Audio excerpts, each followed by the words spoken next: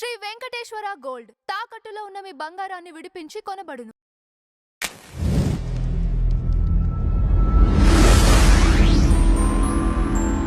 నమస్కారం జయకుమార్ గారు. నమస్తే. చెల్లెలి కాపురం సినిమాలో అండి సినారే గారు ఒక పాట రాశారు. ఏది మొత్తం సంస్కృత పదాలు, క్లైమాక్స్ సాంగ్. ఏంటి దాని బ్యాక్గ్రౌండ్ ఏంటండి? ఆ పాట అండి మ్యూజిక్ సిట్టింగ్ లో కె విశ్వనాథ్ గారు ఎక్స్ప్లెయిన్ చేశారు. ఆ సిచ్యువేషన్ ఎక్స్ప్లెయిన్ చేశారు. ఆ సిచ్యువేషన్ ఈ సాంగ్ క్లైమాక్స్ లో వస్తుంది. ఈ క్లైమాక్స్ లో సందర్భం ఏంటంటే శోభన్ బాబు ఏమో గొప్ప రచయిత, వాణిశ్రేమో గొప్ప నాట్యకర్త. ఈ నాట్యకర్తకి ఈ శోభన్ బాబు రచయితకి పోటీ పడుద్ది అనమాట. అంటే నేను డ్యాన్స్ చేసినట్టు నువ్వు పాట పాడగలవా, లేకపోతే నేను పాట పాడినట్టు నువ్వు డ్యాన్స్ చేయగలవా అనేటటువంటిది. అక్కడ ఆ సందర్భంలో వాణిశ్రీ ముందు ఫేక్ రచయితగా ఓడిపోతాడు నాగభూషణం.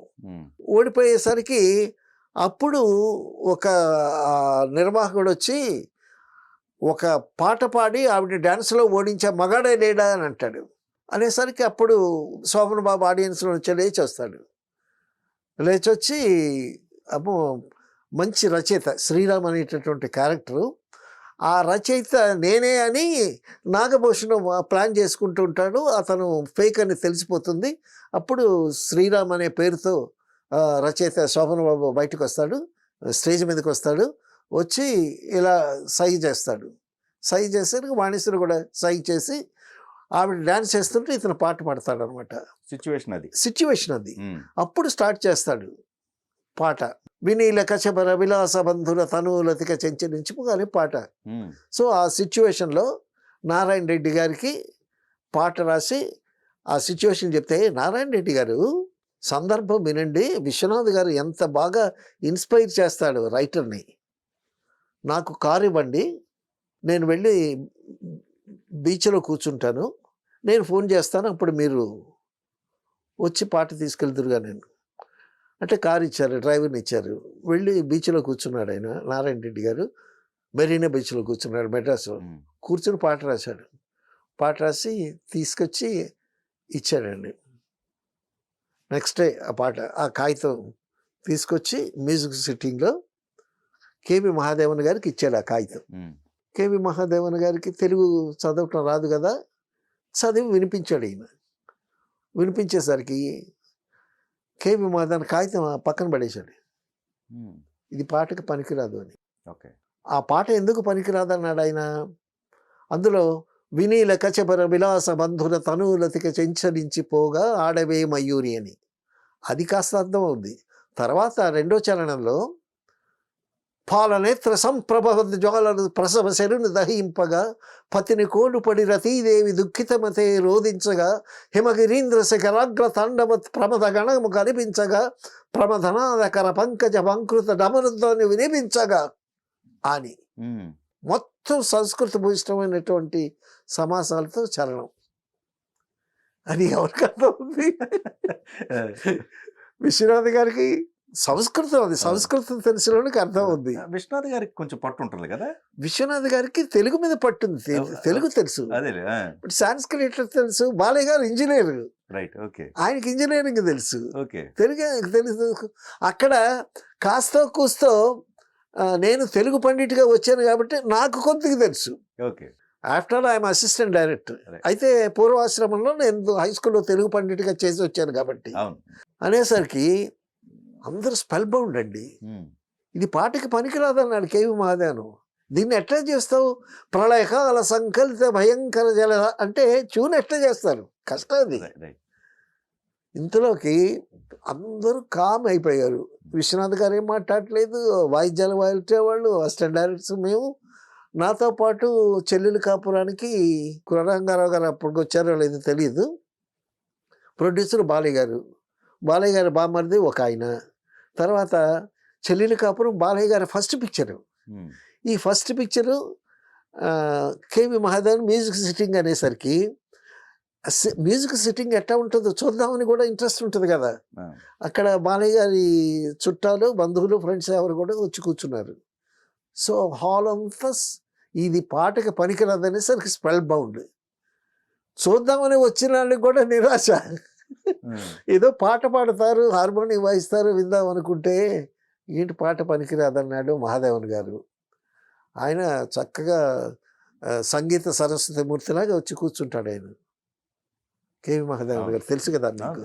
ఇంతలోకి నారాయణ రెడ్డి గారు ఆలోచిస్తున్నారు. ఇంతలోకి ట్రేలో వేడి వేడిగా టీలు తీసుకొచ్చి సర్వ్ చేశాడండి బాయ్.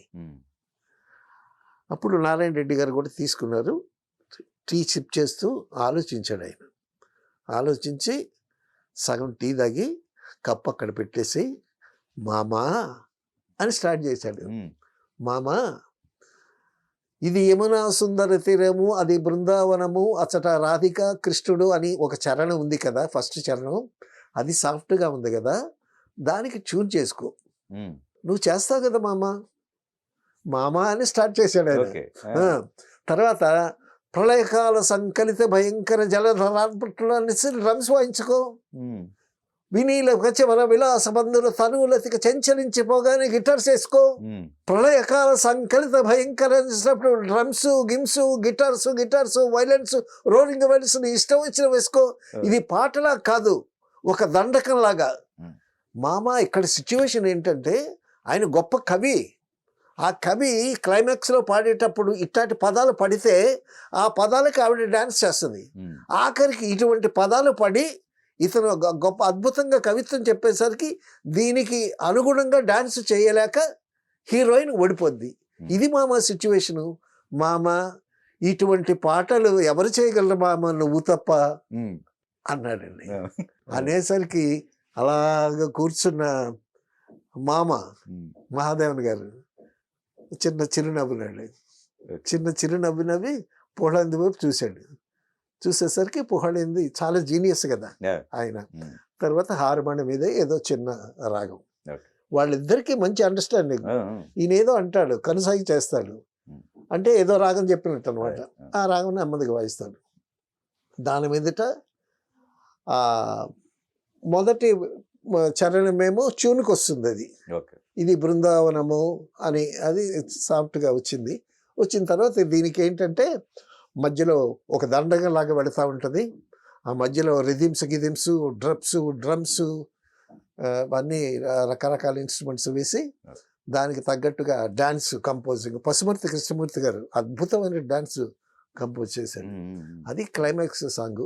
యాక్చువల్గా ఆ సాంగ్ ఘంటసాల గారి చేత పాడిద్దాం అనుకున్నారు. అప్పుడు ఘంటసాల గారు అమెరికాలో ప్రోగ్రామ్స్లో ఉన్నారు. ఆయన ప్రోగ్రామ్స్కి వెళ్ళారు. అప్పుడేంటి, బాలు అప్పుడప్పుడే వస్తున్నాడు. ఇది బాలు చేత పాడిద్దామని ట్రై చేద్దామన్నారు. ట్రై చేయటం కాదు, అంత పాడతాడు అది ఇది అని చెప్పి బాలు అంటే విశ్వనాథ్ గారికి ఇంట్రెస్ట్, మహాదేవన్ గారికి కూడా ఇంట్రెస్ట్.